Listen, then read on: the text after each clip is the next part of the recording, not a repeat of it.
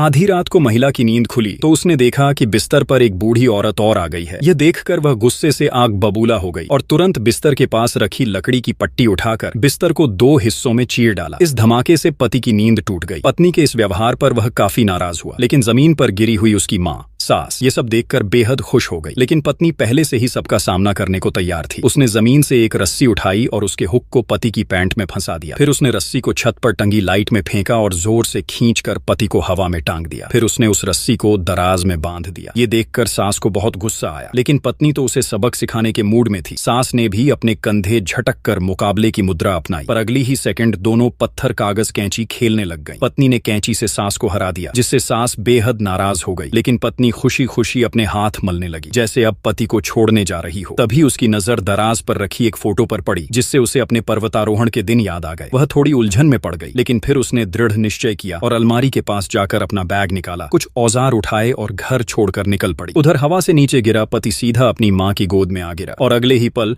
वह बच्चा बनकर मचलने लगा। अच्छी बात ये रही कि माँ ने उसे दूध की बोतल से चुप करा दिया।